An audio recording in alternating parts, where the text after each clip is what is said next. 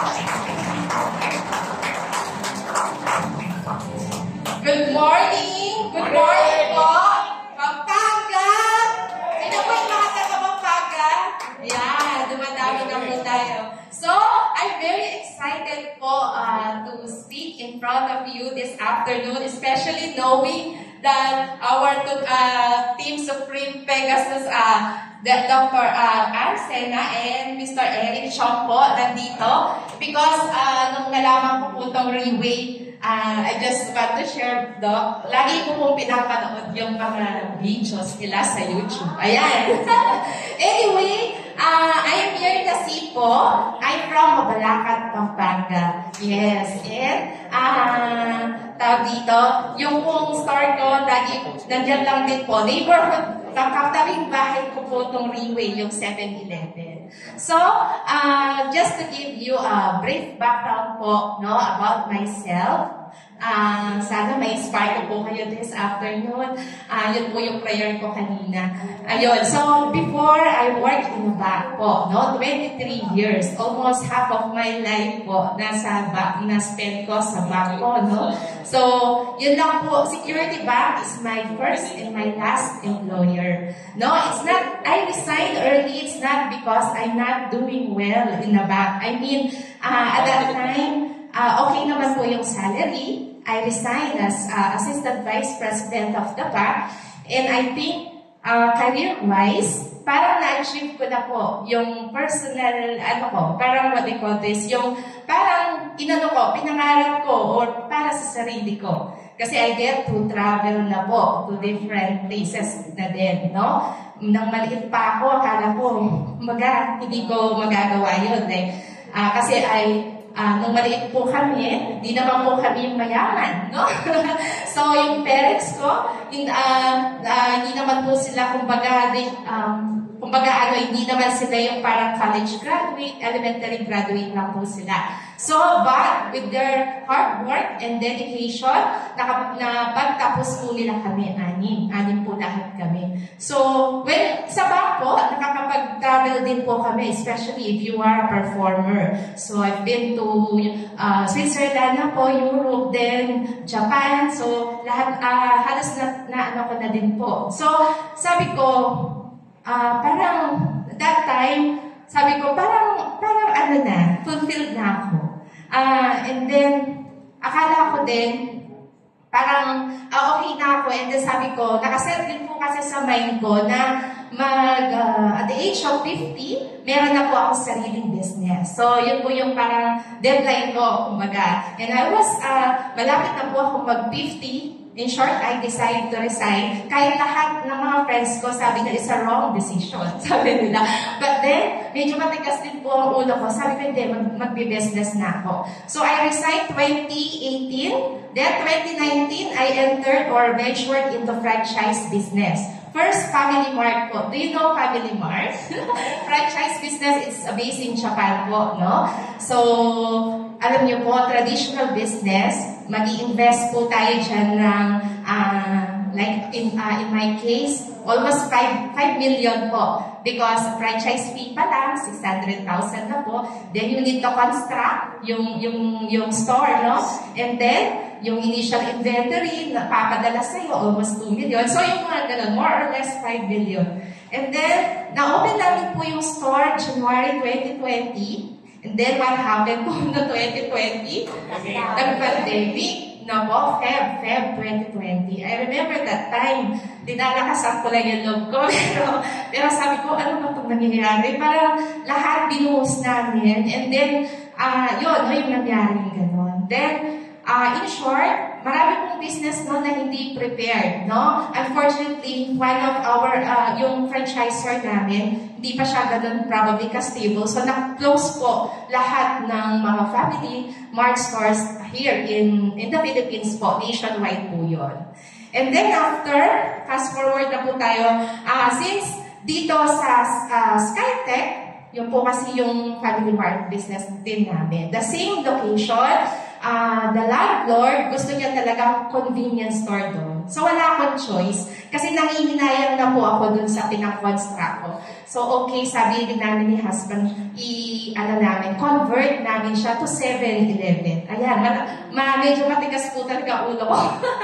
Nag-venture na naman po ako sa traditional business. So, in short, I spent another almost 5 million just to set up po yung 7-Eleven. What happened? Syempre, we resorted to borrowings na po, no, just to set up. But then, the business is doing good. Okay naman po yung business, malakas po yung store. But then, sabi ko parang, kumbaga, meron pa akong, gusto ko magkaroon ng passive income. Kasi sabi ko, hindi ako dapat mag-rely lang dito sa negosyo to. Kasi nga, hindi ko siya control pag franchise business po, no? So, nung nakilala ko si Riway, actually po, opening pa lang, tinitignan ko na po ito kasi kapitbahay. So, I was very curious about this company. Nung kino-construct pa lang sila. And then, when they opened in April 2024, nagpakilala pa ako kay Eden noon. Then sabi ko, how can I help you? Kasi ako, negosyante ako. Baka may food requirement kayo or anything that I can offer, ganun po. But never kong inas about the business. So I get to know more leaders din po. And then they are inviting me here. Pero hindi po ako nag-a-attend. Kasi po sobrang busy ko na. And then one time, yung friend ko, na Kapampangan, yung mga Kapampangan, may dati kong gano'n, no? Pag in-invite ka, parang hindi mo maintindihan. Tsaka parang kapag Kapampangan yung nag-invite sa'yo, kasi po, mostly yung mga leaders dito coming from Pangasinan po, from Manila. So, yung friend kong yun, na Kapampangan, in-invite po ako. So, sige, sabi niya, may papakilala ako sa'yo, si Sir Raymond ko. So, alright, sabi ko, sige na nga, kasi matagal na rin akong ini-invite siya. So, nung napakinggan ko about the product, first, kinonsyong ko muna. Ako po yung kasing taong parang madali po akong bentahan. Kasi po, from sales po ako sa bangko. So, madali po ako talagang bentahan. So, sabi nung friend ko, this is a good product, etc., etc. Okay, sige, nag-ano naman po ako. Easily na kumuha po ako. And then, nung nakita ko yung effect niya po sa akin, so sabi ko, maganda yung product na to. Kasi, I feel yung quality sleep first. Wala naman po kasi akong grabbing health conditions, no? And then, yung stamina, because yung energy, no? So, sabi ko maganda nga. And then, share ko na po sa mga relatives ko. Naging okay din po kasi yung iba may mga heart conditions, so nag-improve po na yung kanyang condition. So, when parang okay itong product, then Sir Raymond discuss po yung business side niya. So, doon ko po na-realize na itong business na to, it's a very good platform and a very good business with parang yung growth, yung exponential growth, the room for exponential growth, na sabi ko, hindi ko to makukuha sa traditional business. So, yeah, and true enough, nung nag-start ako, okay, sige, itry ko na siyang i-share, network, no? Yung sa mga friends ko and mga kakilala ko. Then, nagiging okay lahat. Walang negative po akong narinig sa kanila about the product. Then, sabi ko nga kay Sir Raymond po kasi very, as you get to know him, makikita mo yung puso niya. So, kahit noong una hindi pa ako decided, but because everyday ko siyang kasama and then he discussed about the company and his heart, yung mission. Kasi po, sabi ko nga, oo nga, although okay na rin naman ako with the business, parang ang buhay ng isang tao, parang, yung tawag doon, yung parang, yung legacy na gusto natin, no? Yung makatulong ka sa iba. Siguro yun yung that struck me. Kasi parang for the longest time, parang dreams ko lang yung inaalala ko, yung sarili ko, no? Sabi ko, baka may mas maano akong mission in this life. So, nung si Sir Raymond po kasi, ganun yung heart niya. Sabi ko, parang gusto ko rin yun. Yung maging purposeful po yung buhay ko. And so, sabi ko nga, kung makakapag, I will be given the chance to improve yung mga lives ng ibang tao. Why not? Kasi po ako, napitin din po ako ng mga tao may problem. So, sabi ko, in that way, mas magiging, yung best version ko. I think that's the way, no? Ayoko na po kasi ng spotlight. Kasi being in the spotlight, napaka-dangerous din po na. This can either break or make you. Kaya ako po, kung yung mga friends ko sa Facebook, hindi po ako, kasi sabi ko nga, I don't need recognition na for myself. But when yung platform na to pala, this is a chance para makapag-reach out ka sa maraming tao at matulungan yung maraming tao. Doon po ako na-miss. Okay, sabi ko, baka ito yung parang mission ko. Kasi at the peak of my career, inaas ko din po yun na parang hindi pa rin ako fulfilled. Parang tinatanong ko yung sarili ko, ito na ba yun? Parang ganun po, no? And then what happened doon sa business na parang hindi po kami swerte doon sa first venture. Parang na-strip off po lahat ng kung anong meron namin.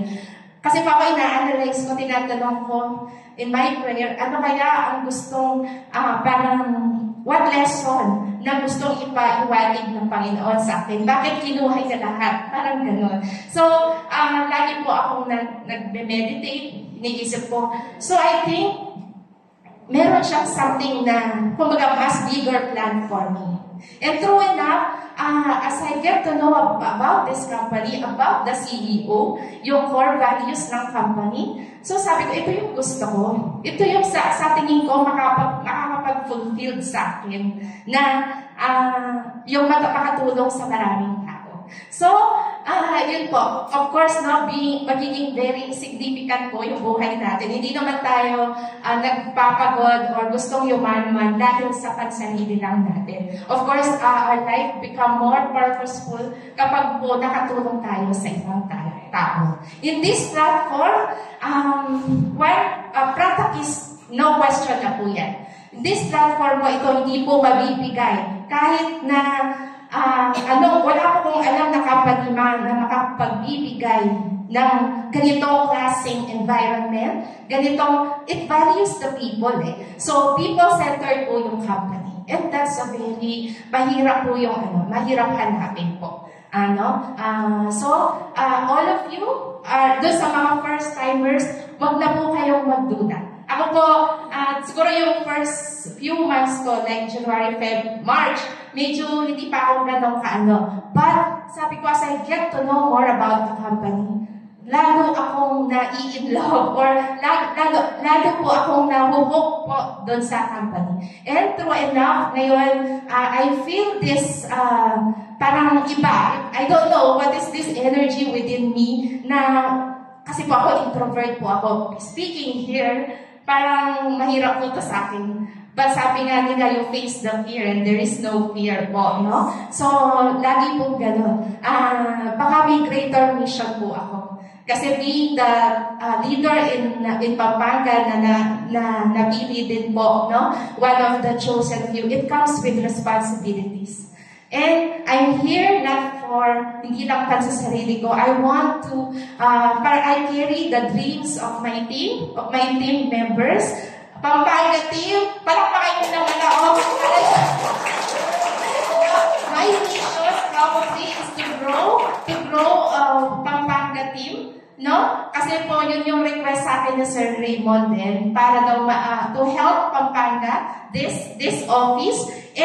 Bakit ka naman hihinto kung ang gusto lang naman ng tao na nagre-request sa'yo is to help many people, to be able to reach out to many people na akala nila minsan nawawalan na po ng pag-asa. Huwag po tayo mawala ng pag-asa. I've been there. Kahit po may negosyo ako, naramdaman ko rin po yun. Nung pandemic, na zero din po kami lahat. But it's okay. Sometimes, God strip off all the material things na meron tayo kasi meron siyang bigger plans for us. Just trust the process. No po? So, yun lang po. Pampanga team, we will continue this journey. Sana po ganin din po yung nasa puso natin lahat. No? Yung makatulong tayo sa maraming tao. And let's, yung journey ni Sir Raymond is very, parang napakaano po. Ako, I have high regard or respect for Sir Raymond kasi napipil ko yung heart niya na gusto lang niyang tumulong talaga. So, thank you so much po and I hope na pagkagaling mag-grow pa po tayo. Thank you so much.